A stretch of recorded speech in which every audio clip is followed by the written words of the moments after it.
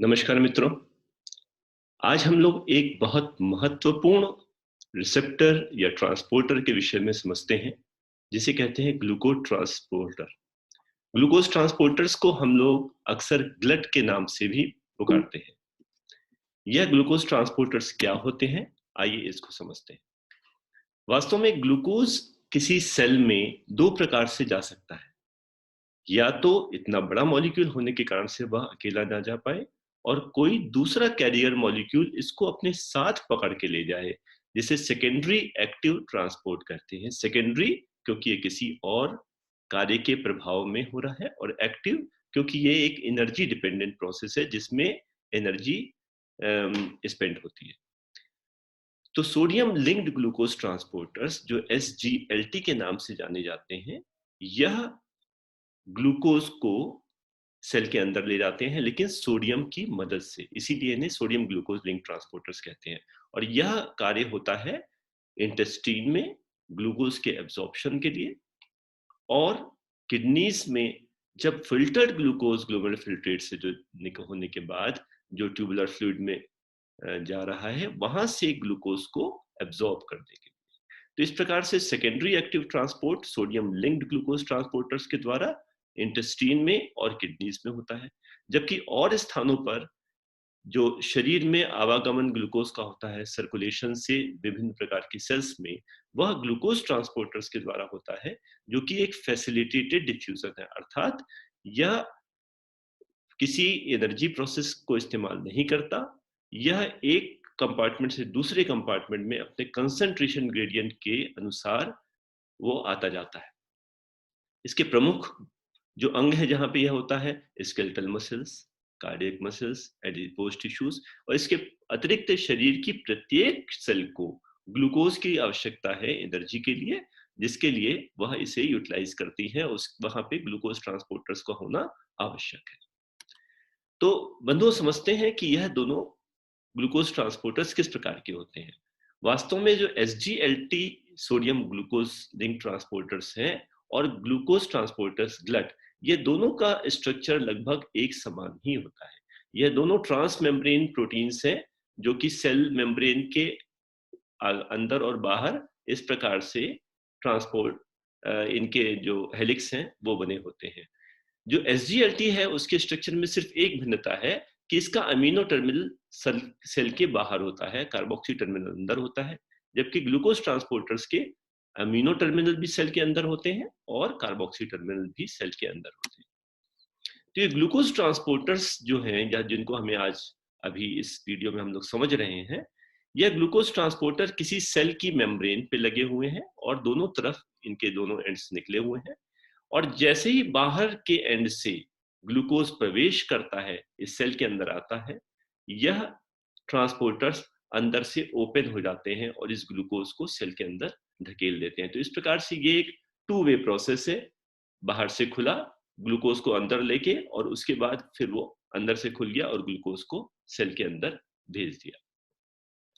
वास्तव में glucose transporters अनेक प्रकार के होते हैं। 1, 2, 3, 4, 5, यह तो कुछ विशेष ग्लूकोज ट्रांसपोर्टर्स हैं, और इनके अतिरिक्त और भी बहुत हैं, 6 से लेकर 12 तक, और HMIT एक अलग प्रकार का ट्रांसपोर्टर्स, जो कि बहुत अनकॉमन वेराइटीज के हैं। आइए इनमें से जो मुख्य ट्रांसपोर्टर्स हैं उनको एक एक करके समझते हैं। ग्लूकोज ट्रांसपोर्टर 4, GLUT4, यही मेन ग्लूकोज ट्रांसपोर्टर है जो कि इंसुलिन सेंसिटिव टिश्यूज में मिलता है। वह टिश्यूज जो इंसुलिन के प्रभाव में जिनमें ग्लूकोज का ट्रांसपोर्टेशन होता है। मुख्य कौन कौन से हैं? स्केलेटल और कार्डियक मसल्स और एडिपोज टिश्यूज। तो जब इंसुलिन कंसंट्रेशन बढ़ती है तो वह इन स्केलेटल कार्डियक मसल्स में और एडिपोज टिश्यूज में सेल में ग्लूकोज की एंट्री कराती है। और वास्तव में इन सेल्स में ये ग्लूकोज ट्रांसपोर्टर्स ही वह लिमिटिंग फैक्टर है जो कितना ग्लूकोज अंदर जाएगा उसको निर्धारित करते हैं। इंसुलिन के प्रेजेंस में ये ग्लूकोज ट्रांसपोर्टेशन को 10 से 20 गुना तक बढ़ा सकते हैं। तो वास्तव में होता क्या है? देखिए, किसी सेल में सेल मेम्ब्रेन के अंदर इंट्रासाइटोप्लाज्मिक कंपार्टमेंट में कुछ ये ग्लूकोज ट्रांसपोर्टर्स किसी सिक्रेटरी वेसिकल्स में स्टोर होते हैं। अब परेशानी यह है, ग्लूकोज बाहर है और ट्रांसपोर्टर्स अंदर हैं, सेल मेम्ब्रेन पे यदि ये नहीं है, तो ग्लूकोज किस प्रकार से इनके संपर्क में आएगा और किस प्रकार से अंदर जाएगा? वास्तव में इसी कार्य के लिए, क्योंकि अंदर साइटोप्लाज्मिक वेसिकल में पड़े हुए ये ग्लूकोज ट्रांसपोर्टर्स इनएक्टिव है, निष्प्रभावी है, और जब ये सेल्स इंसुलिन के संपर्क में आती हैं, तब क्या होता है, इंसुलिन रिसेप्टर से बाइंड करते ही जो अपने जो सिग्नलिंग करता है, post receptor signalling PI3 kinase, phosphoinositide 3 kinase के माध्यम से यह इन सिक्रीटरी वेसिकल्स की एक्सोसाइटोसिस कराता है। अब ये सिक्रीटरी वेसिकल्स मेम्ब्रेन पे आके उससे फ्यूज कर जाती हैं और इस प्रकार से ये ग्लूकोज ट्रांसपोर्टर्स सेल मेम्ब्रेन पे पहुंच जाते हैं। अब जैसे ही ये सेल मेम्ब्रेन पे पहुंचते हैं, यह ग्लूकोज इनके संपर्क में आके और सेल के अंदर प्रवेश कर लेता है। जैसे ही इंसुलिन का प्रभाव ये समाप्त होता है, ये ग्लूकोज ट्रांसपोर्टर्स GLUT4 एक बार दोबारा इंटरनलाइज हो जाते हैं और सिक्रीटरी वेसिकल्स के साथ में ये इंट्रासाइटोप्लाज्मिक कंपार्टमेंट में दोबारा स्टोर हो जाते हैं। तो इस प्रकार इंसुलिन का कार्य क्या है, इन ग्लूकोज ट्रांसपोर्टर्स को इंट्रासाइटोप्लाज्मिक कंपार्टमेंट से निकालकर सेल मेम्ब्रेन तक लाना, जिससे वह ग्लूकोज को अंदर ले जा सके। तो इस प्रकार से ग्लूकोज ट्रांसपोर्टर्स इंसुलिन के प्रभाव में ग्लूकोज की एंट्री कराते हैं इन इंसुलिन सेंसिटिव टिश्यूज में। लेकिन एक बात और भी ध्यान रखना है, एक्सरसाइज स्वयं में भी इस ग्लूकोज की एंट्री स्केलेटल मसल्स में करा सकती है, क्योंकि स्केलेटल मसल्स को एक्सरसाइज के समय ग्लूकोज की जरूरत है। तो जब हम एक्सरसाइज करते हैं, तो ये एक्सरसाइज कुछ अलग माध्यम से, कुछ अलग signalling molecules AMP activated kinase से, इंसुलिन PI3 काइनेज से कर रही है एक्सरसाइज, AMP एक्टिवेटेड काइनेज से इन सिक्रीटरी वेसिकल्स की एक्सोसाइटोसिस करा के और ग्लूकोज ट्रांसपोर्टर्स को सेल मेम्ब्रेन तक ले जाता है। तो इस प्रकार से इंसुलिन के बिना भी एक्सरसाइज के माध्यम से हम स्केलेटल मसल्स में ग्लूकोज की एंट्री करा सकते हैं। अब प्रश्न ये आता है, क्या इंसुलिन ना हो तो शरीर की कोई सेल ग्लूकोज को इस प्रयोग भी नहीं ला पाएगी? वास्तव में हम ये देखें, डायबिटीज और विशेष रूप से टाइप 1 डायबिटीज, जिसमें इंसुलिन शरीर में नगण्य होती है, ना के बराबर होती है, वहां पर ऐसा तो नहीं होता कि शरीर की कोई सेल ग्लूकोज को यूटिलाइज ना कर पाए। वास्तव में जो शरीर की वाइटल सेल्स हैं, जिनके बिना जीवन संभव नहीं है, वह सेल ग्लूकोज को इंटरनलाइज करने के लिए इंसुलिन पे डिपेंडेंट नहीं होती। इसलिए इन सेल्स में ग्लूकोज ट्रांसपोर्टर 4 के स्थान पे ग्लूकोज ट्रांसपोर्टर 1 होता है, जो कि इंसुलिन के प्रभाव से इंडिपेंडेंट रहता है।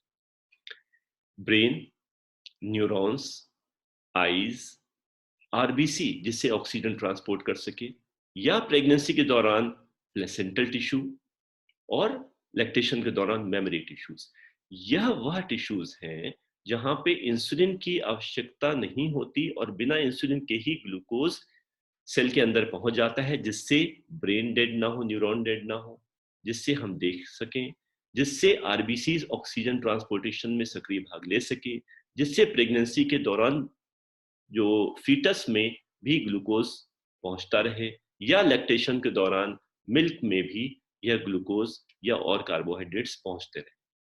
तो इस प्रकार से ग्लूकोज ट्रांसपोर्टर 1 बिना इंसुलिन की आवश्यकता के और सेल के अंदर ग्लूकोज को पहुंचा सकता है।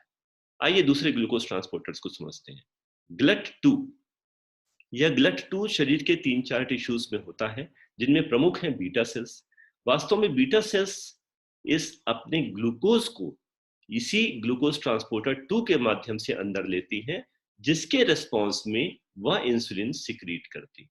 तो जब ग्लूकोज ट्रांसपोर्टर्स के द्वारा ये ग्लूकोज अंदर आता है, तब उसकी मेटाबॉलिज्म से उत्पन्न ATP से पोटेशियम चैनल्स और कैल्शियम चैनल्स को उत्तेजित करते हुए कैल्शियम रिलीज करा के इंसुलिन का डिग्रेनुलेशन जो होता है बीटा सेल्स में, वह इसी ग्लूकोज ट्रांसपोर्टर से होने वाली ग्लूकोज की एंट्री के रिस्पॉन्स में होता है। लिवर में ग्लूकोज ट्रांसपोर्टर 2 होते हैं, जो हेपेटोसाइट के अंदर ग्लूकोज की एंट्री कराते हैं। अच्छा, यहाँ पे आप ये देख रहे हैं कि ग्लूकोज ट्रांसपोर्टर 2 यह इंसुलिन डिपेंडेंट नहीं है, ग्लूकोज ट्रांसपोर्टर 4 की तरह। तो अब इसका अर्थ क्या ये हुआ कि यदि लिवर में ग्लूकोज की एंट्री होनी है तो उसमें इंसुलिन का कोई रोल ही नहीं है। वास्तव में थोड़ा सा इस यहाँ पे एक तथ्य और भी ध्यान में रखना है। यह जो ग्लूकोज ट्रांसपोर्टर 2 है, ये एक बाई डायरेक्शनल पंप है। इसमें जिस प्रकार से ग्लूकोज अंदर आ सकता है, उसी प्रकार से ग्लूकोज बाहर भी जा सकता है। तो यह तो बड़ी मुश्किल हो गई। बाहर ग्लूकोज कंसंट्रेशन ज्यादा है तो वो अंदर आ जाएगा, लेकिन जैसे ही हेपेटोसाइट में ग्लूकोज ज्यादा हुआ और बाहर ग्लूकोज कम हुआ, वो बाहर लीक कर जाएगा। इसको रोकने के लिए हमको कुछ ऐसा तरीका रखना होगा यहाँ, जिससे बिना चाहे ग्लूकोज सेल के बाहर, हेपेटोसाइट के बाहर ना जाए। और वास्तव में यह वो कार्य है जो इंसुलिन के माध्यम से होता है। जब इंसुलिन हेपेटोसाइट पे अपने इंसुलिन रिसेप्टर से लगती है, तब वह अंदर जाके इस ग्लूकोज को ग्लूकोज 6 फॉस्फेट में कन्वर्ट कर देती है, जिसके लिए ग्लूकोकाइनेज या हेक्सोकाइनेज एंजाइम की आवश्यकता होती है। तो इंसुलिन इस ग्लूकोकाइनेज एंजाइम को स्टिमुलेट करता है, ग्लूकोज को ग्लूकोज 6 फॉस्फेट में कन्वर्ट करता है, जिससे ग्लूकोज कंसंट्रेशन कम बनी रहती है। और ग्लूकोज कंसंट्रेशन कम रहने से जब भी एक्स्ट्रा सेलुलर फ्लूइड में ग्लूकोज पर्याप्त मात्रा में है, वह हेपेटोसाइट के अंदर प्रवेश करता रहता है। लेकिन बाहर ग्लूकोज कम होने पे अंदर का ग्लूकोज बाहर लीक नहीं कर पाता, क्योंकि इंसुलिन इसको ग्लूकोज 6 फॉस्फेट में चेंज कर देता है। अब देखिए, glucose transporter 2 intestinal epithelial cells में भी होते हैं। वास्तव में इंटेस्टाइनल एपिथेलियल सेल्स में ये ग्लूकोज ट्रांसपोर्टर 2 गैलेक्टोज के अब्जॉर्प्शन में मदद करते हैं। इसके अतिरिक्त ग्लूकोज ट्रांसपोर्टर 5 जो इन्हीं इंटेस्टाइनल एपिथेलियल सेल्स में है, वह फ्रक्टोज को अंदर ले जाते हैं। तो गैलेक्टोज और फ्रक्टोज के इंटरनलाइजेशन के लिए, इंटेस्टाइन से एब्जॉर्प्शन के लिए हमें GLUT2 और GLUT5 की आवश्यकता होती है। तो इंटेस्टाइन में यह GLUT2 और GLUT5 गैलेक्टोज और फ्रक्टोज का एब्जॉर्प्शन कराते हैं। अच्छा, एक तथ्य और, जब ये ग्लूकोज या गैलेक्टोज या फ्रक्टोज सेल के अंदर आ गए इंटेस्टिनल एपिथेलियल सेल से, तो अभी इन्हें एक एपिथेलियम और भी क्रॉस करनी है, क्योंकि ये यहाँ यूज नहीं हो रहे हैं। यहाँ से इन्हें ब्लड स्ट्रीम में जाना है। ब्लड स्ट्रीम में जाने के लिए उनको इसकी बेसोलैटरल मेम्ब्रेन से भी गुजरना है, और इस बेसोलैटरल मेम्ब्रेन पर ये GLUT2 ट्रांसपोर्टर्स दोबारा लगे होते हैं। तो जिस प्रकार से GLUT2 इंटेस्टिनल ल्यूमेन से इंटेस्टिनल सेल के अंदर गैलेक्टोज को ले जा रहे हैं, उसी प्रकार GLUT5 यह ग्लूकोज, गैलेक्टोज, फ्रक्टोज को इस इंटेस्टिनल एपिथेलियल सेल से इंटेस्टिनल वॉल में जो कैपिलरीज हैं उनमें भी ले जाते हैं। तो न केवल ग्लूकोज बल्कि गैलेक्टोज के एब्जॉर्प्शन में, बल्कि सभी प्रकार के हेक्सोजेस शुगर्स जो हैं उनके ब्लड में ट्रांसपोर्टेशन में भी इंटेस्टिनल एपिथेलियम से आउटफ्लो के लिए भी यही ग्लूकोज ट्रांसपोर्टर 2 रिक्वायर्ड रहते हैं। अब यही प्रोसेस हमारा किडनीज में भी हो रहा है। जब किडनीज में, यहाँ पे एक हम लोग SGLT2 की चर्चा बाद में करेंगे दूसरे वीडियोस में, लेकिन इन ट्यूबुलर ल्यूमेन में जो फिल्टर होके ग्लूकोज आया है, वह SGLT2 के माध्यम से एब्जॉर्ब होकर सेल के अंदर आ जाता है, renal epithelial cell, tubular epithelial cell में। और ये ट्यूबुलर एपिथेलियल सेल में जो ग्लूकोज है, वह इन एपिथेलियल सेल से और इंटेस्टिशियम से होके कैपिलरीज में पहुंचने के लिए इंटेस्टिनल एपिथेलियल की सेल की तरह ही GLUT2 ट्रांसपोर्टर्स की मदद लेता है। इस प्रकार से GLUT2 transporters intestinal epithelial cell और रीनल एपिथेलियल सेल दोनों से ग्लूकोज को आउटफ्लो करा के और कैपिलरीज में पहुंचाते हैं। तो मित्रों, इस प्रकार से हमने जाना कि ग्लूकोज ट्रांसपोर्टर्स कई प्रकार के होते हैं। यह विभिन्न सेल मेम्ब्रेन्स के से होकर और ग्लूकोज को ट्रांसपोर्ट कराने में मदद करते हैं। इनसे होने वाला ग्लूकोज ट्रांसपोर्टेशन वह कंसंट्रेशन ग्रेडियंट के अनुसार होता है। जहां पे ग्लूकोज की कंसंट्रेशन ज्यादा है, वहां से कम ग्लूकोज कंसंट्रेशन की तरफ। इसे फैसिलिटेटेड डिफ्यूजन कहते हैं, और इसमें किसी एनर्जी की आवश्यकता नहीं होती। कुछ ग्लूकोज ट्रांसपोर्टर्स इंसुलिन की सहायता से इंसुलिन की मदद में मूव करते हैं, और कुछ ग्लूकोज ट्रांसपोर्टर्स बिना इंसुलिन के भी ग्लूकोज को ट्रांसपोर्ट करते रहते हैं। तो मित्रों, यह कुछ जानकारियां थी ग्लूकोज ट्रांसपोर्टर्स या GLUT के बारे में। दूसरे ग्लूकोज ट्रांसपोर्टर्स जो SGLT, sodium glucose sodium linked glucose transporters, इनके विषय में हम लोग अगले वीडियो में समझते हैं। धन्यवाद।